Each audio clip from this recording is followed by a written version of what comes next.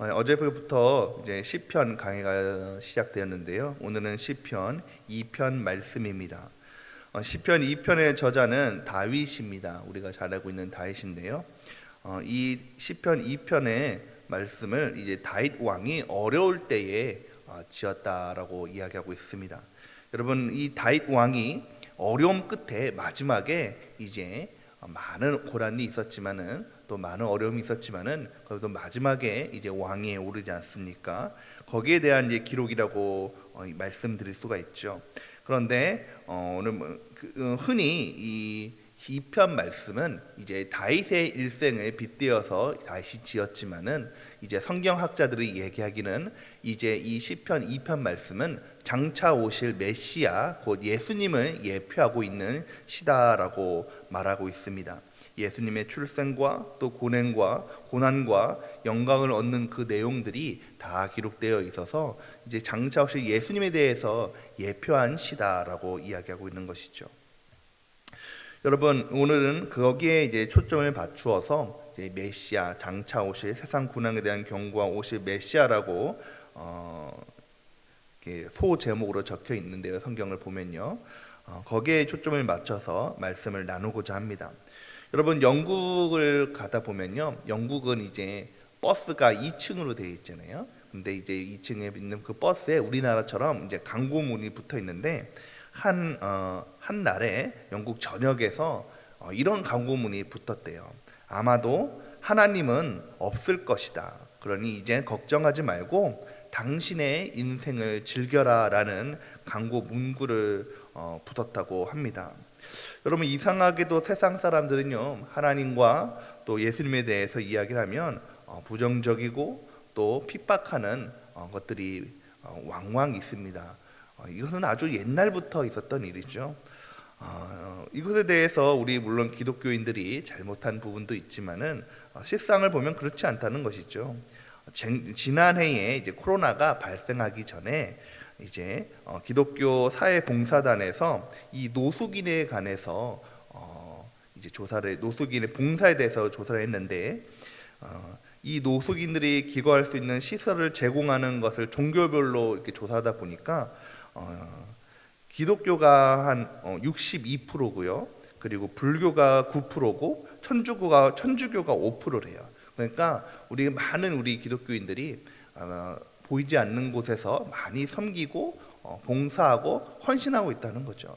근데 이상하게도 참 우리 교회가 많이 욕을 먹습니다. 기독교가 많이 욕을 먹죠. 그럼 세상 사람들이 왜 이렇게 교회에 대해서 또 기독교에 대해서 부정적일까요? 이건 앞서 말씀드린 대로 단순히 오늘의 얘기가 아니라 오늘 본문에 보면 다윗이 살았던 시대에도 그랬던 것 같습니다. 우리 1절과 2절 말씀을 함께 읽겠습니다. 1절과 2절입니다. 어찌하여 이방 나라들이 분노하며 민족들이 헛된 일을 꾸미는가? 세상의 군왕들이 나서며 간원들이 서럽게 하여 여호와와 그의 기름 부름 받은 자를 대적하며. 여기에 보면 이방 나라들이 분노하고 민족들이 헛된 일을 꾸미고 또 세상의 왕들과 간원들이 서로 공모하여서 하나님과 또 하나님께 기름 부름 받은 자를 대적한다라고 이야기하고 있습니다. 이것은 이제 다윗이 개인적으로는 다윗에게 하는 말이겠죠. 세상 사람들이 나는 다윗이 하나님께 기름 부름 받은 자이지 않습니까? 그럼에도 불구하고 세상 사람들이 하나님께 대적하고 자신에게 대적하고 힘들게 하고 하는 것을 토로하고 있는 것이죠. 그런데 이제 앞서 말씀드린 대로 이 시편 2편은 바로 장차 오실 메시아에 대해서 이야기하고 있는 것입니다. 바로 예수님에 대해서 얘기하고 있는 것이죠. 여러분, 예수님이 당시의 시대에 그랬습니다. 예수님 당시에 많은 로마의 빌라도와 또 유대의 헤롯 왕과 유대의 대제사장들은 서로 하나 될 수가 없는 사람이었죠. 서로 얼마나 서로 간에 견제하고 이 사두개인과 바리새인들이 서로 싸우고 그랬습니까? 그런데 이 예수님을 대적하는 일에 대해서는 서로 하나가 되었다는 거예요. 마음을 모았다는 것이죠. 그리고 예수님을 대적했다는 것입니다. 사도행전 4장 25절에 보면은 이 모습을 이렇게 얘기하고 있습니다. 4장 25절 말씀 제가 읽어드리겠습니다. 또 주의 종 우리 조상 다윗의 입을 통하여 성령으로 말씀하시기를 어찌하여 열방이 분노하며 족속들이 허사를 경영하는고 세상의 군왕들이 나서며 관리들이 함께 모여 주와 그의 그리스도를 대적하도다 하신 이로소이다. 바로 사도 바울이 오늘 이 시편 2편 말씀을 인용하여서 예수님을 대적하는 당시 그 사람들을 비판하는 모습을 볼 수 있다는 것이죠. 여러분, 예수님이 이 땅에 오셨을 때는 어떤 불의를 행하거나 나쁜 일을 행하였기 때문에 이들이 공모하고 모아서 예수님을 대적한 것이 아닙니다. 아무런 불의를 행하지 아니하시고 아무런 미워하지 않으시고 사랑을 베푸심에도 불구하고 많은 사람들이 모이하면서 예수님을 대적하고 예수님을 십자가에 못 박혔다는 것이죠. 여러분, 예수님은 십자가에 못 박혔을 때의 모습을 생각해 보십시오. 얼마나 많은 군중들이 예수님을 비난하면서 욕하면서 예수님을 십자가에 못 박히고 저주하였지 않습니까? 이 모습을 예수님께서는 미리 요한복음 14장 18절 19절 말씀에 이렇게 말씀하고 계십니다. 세상 사람들이 너희를 미워하면 너희보다 먼저 나를 미워한 줄 알아라. 너희가 세상에 속하였으면 세상 사람들이 너희를 사랑할 것이지만 내가 너희를 세상에서 택하여 이제 세상 나라가 아니라 하나님의 나라에 속했기 때문에 너희를 미워하는 것이다 라고 말씀하고 계십니다. 여러분, 우리 기독교가 교회가 핍박을 받는 것은 우리가 무엇을 잘못했거나 무엇을 크게 잘못한 것이 아니라 이것은 바로 예수님께서 말씀하신 이치라는 것이죠. 이제 우리는 세상에 택한 사람이 아니라 하나님의 나라에 속한 사람이기 때문에 세상 사람들이 우리를 대적하고 미워한다는 것입니다. 그러면 여러분, 하나님께서 이 세상을 참 사랑하셔서 독생자 예수님을 보내주시고 사랑하셨는데 왜 세상 사람들은 하나님을 대적하고 또 미워하는 것일까요? 예수님께서 하나님의 아들로 십자가에 죽기까지 세상 사람을 사랑하셨는데 왜 세상 사람들은 예수님을 대적하는 것일까요? 그 이유는 바로 3절에 나와 있습니다. 우리 3절 말씀을 함께 읽겠습니다. 우리가 그들의 맹 것을 끊고 그의 결박을 벗어버리자 하는도다. 여러분, 세상 사람들이 하나님과 예수님을 대적하는 가장 근본적인 이유는 더 이상 사람들이 하나님께 매여 있는 것을 싫어하기 때문입니다. 하나님께 매여서 사는 것을 속박이라 생각하고 결박하고 생각하기 때문에 우리가 그것을 끊어버리고 결박을 벗어버리자라고 하는 것이죠. 여러분, 이것은 바로 예수님 하나님께서 사람을 만드시고 창조하셨던 아담과 하와 때부터 그러하였죠. 하나님께서 아담을 만드시고 또 하와를 만드시면서 이 모든 세상에 만드신 이 세상에 주인 되게 하셨습니다. 너희는 이 모든 것들을 누리고 모든 것들을 다 함께 할 때에 너는 한 가지 바로 선악과를 먹지 말라고 내 말에 순종하라라는 그 계명을 주셨죠. 그런데 여러분, 그 결과는 어떠합니까? 결국 사람은 내 마음대로 하기 위해서 하나님같이 되기 위해서 결국 선악과를 먹음으로 하나님께 범죄하게 되었다는 것이죠. 이것이 사람의 불행의 시작이 되었다는 것입니다. 여러분, 성경을 보면요, 이런 내용들이 쭉 나오는데 세상 사람들이 하나님을 대적하지 않습니까? 여러분, 바벨탑도 그러하였죠. 여러분, 사람들이 바벨탑을 쌓은 이유가 무엇입니까? 우리가 높이 쌓아서 더 이상 흩어짐을 면하지 말자. 하나님께서 우리를 흩트게 하셨는데 더 이상 하나님에 대해서 우리의 삶이 좌지우지되지 않게 하고 우리의 지혜와 우리의 힘을 모아서 바벨탑을 쌓아서 우리 편한 대로, 우리 마음대로, 우리 생각대로 살자는 것이 바로 바벨탑이라는 것이죠. 신약에서도 그러합니다. 예수님께서 마가복음 12장에 보면은 포도원 품삯의 비유가 나와요. 이제 포도원 주인이 이제 포도원을 관리하는 사람들에게 이제 포도원을 수확할 때가 되었으니까 하인을 보내서 이제 포도원의 그 열매들을 나에게 보내라라고 얘기합니다.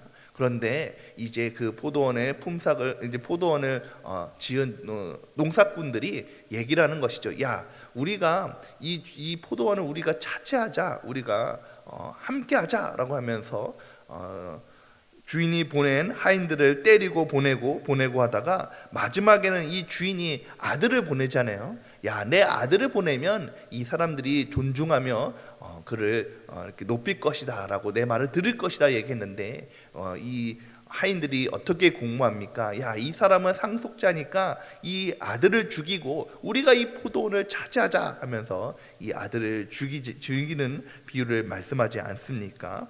그렇습니다, 여러분. 세상 사람들은요, 하나님께 매이는 것을 싫어한다는 거예요.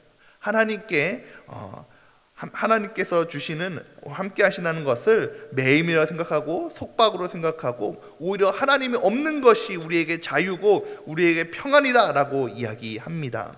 그러나 사랑하는 성도 여러분, 그러나 우리가 참된 자유와 참된 평안을 얻으려면 하나님 안에 있는 것이 참 자유고 참 평안인 줄 믿으시기 바랍니다.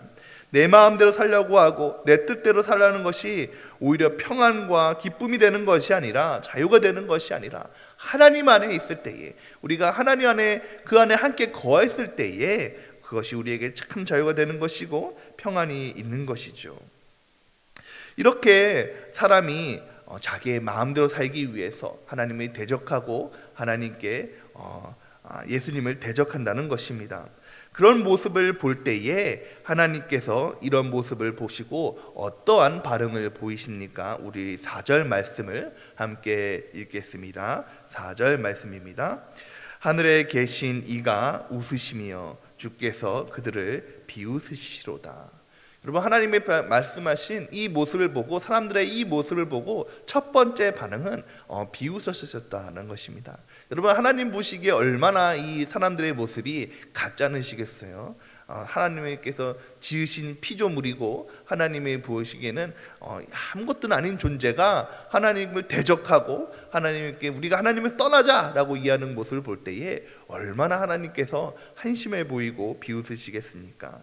그러면서 하나님께서 이들을 가만히 두지 아니하시고 또 보이신 반응이 있다는 것입니다. 반응이 우리 6절과 7절, 8절, 9절 말씀입니다. 6절, 7절, 8절, 9절 말씀을 함께 읽겠습니다. 내가 나의 왕을 내 거룩한 산 시온에 세웠다 하시리로다. 내가 여호와의 명령을 전하노라. 여호와께서 내게 이르시되 너는 내 아들이라. 오늘 내가 너를 낳았도다. 내게 구하라. 내가 이방 나라를 내 유업으로 주리니 내 소유가 땅끝까지 이르리로다. 내가 철장으로 그들을 깨트리며 질그릇같이 부수리로다 하시도다.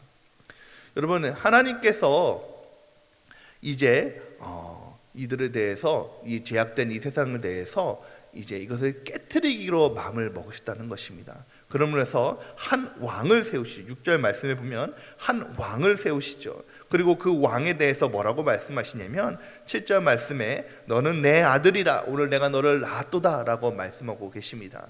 바로 이것이 예수 그리스도를 말씀하고 계신 것이죠. 여러분, 예수 그리스도는 우리의 왕 되시고 또 우리의 삶의 전부 메시아 되신 줄 믿으시기 바랍니다. 하나님께서 우리의 삶에 예수님을 왕으로 세워주셨다는 것이죠. 내 아들을 독생자라고 하지 않습니까? 독생 되신 예수님을 보내주셨다는 것입니다. 그러면 이 예수님께서 보내심을 받아서 어떻게 한다는 것입니까? 8절과 9절 말씀에 보면 이방 나라를, 바로 하나님께 대적하는 그 이방 나라를 예수님께 붙이셨다는 거예요. 예수님께 주셨다는 것입니다. 모든 소유를 주셨고, 그리고 예수님께서 9절 말씀에 보면 그들을 깨트리고 질그릇같이 부쉈다라고 말씀하고 계십니다. 여러분, 이것을 무엇을 말씀하고 계시냐면 바로 세상의 모든 권세와 세상의 모든 제약된 것을 바로 예수님께 맡기시고, 예수님께서 이 땅에 오셔서 십자가에 못 박히로 인해서 제약의 모든 권세를 깨트리시고 사망의 권세를 깨트리시고 승리하셨다는 것을 말씀하고 계시는 것입니다. 사랑하는 성도 여러분, 예수님께서 이 땅에 오셔서 십자가에 못 박히신 것은 죽음이 다가시고 바로 사단과의 싸움에서 지신 것이 아니라 바로 사단과의 싸움에서 승리하신 줄 믿으시기 바랍니다. 바로 제약의 권세에서 승리하시고 죽은 지 사흘 만에 부활하심으로 인해서 모든 제약의 권세를 깨뜨리시고 죽음의 권세를 깨뜨리시고 승리하셨다는 것이죠. 그것이 바로 오늘 우리에게 복음이 되는 것이고 능력이 되는 것인 줄 믿으시기 바랍니다. 그러므로 이제 오늘 말씀하실 것을 이제 우리에게 말씀하고 계시죠.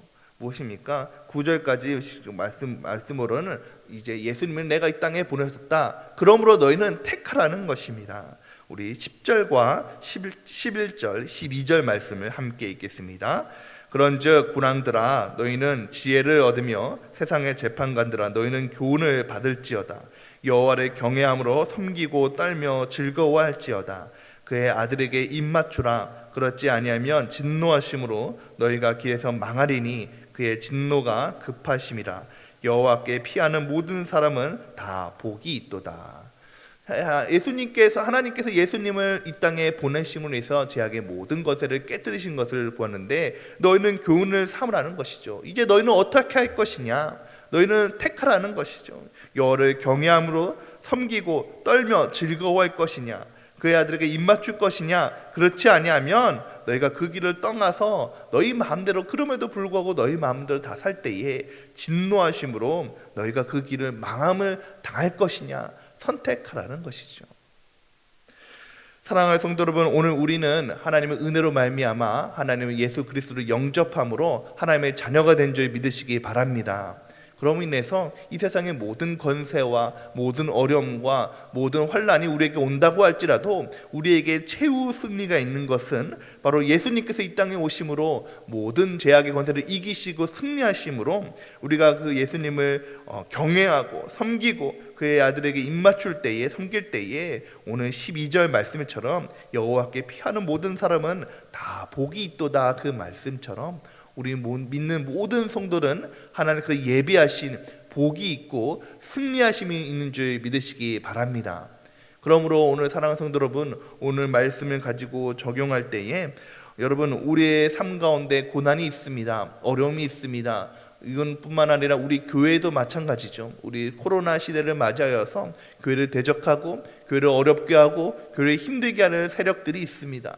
그럼에도 불구하고 여러분, 우리가 걱정하지 않아도 될 것은 최후의 승리는 우리의 것인 줄 믿으시기 바랍니다. 이 어려운 시대가 지나가고 또한 이 어려운 순간이 지나가면 하나님께서 반드시 우리에게 인생의 승리 또 교회의 승리를 약속하셨기 때문에 우리는 그것을 믿고 우리의 믿음 생활을 더욱더 담대하게 나갈 때에 하나님께서 약속해 주신 그 복을 누리시는 저 여러분이 되시기를 예수님의 이름으로 축원드립니다. 이러한 은혜를 누리시는 저 여러분이 되시기를 다시 한번 소망합니다. 함께 기도하겠습니다.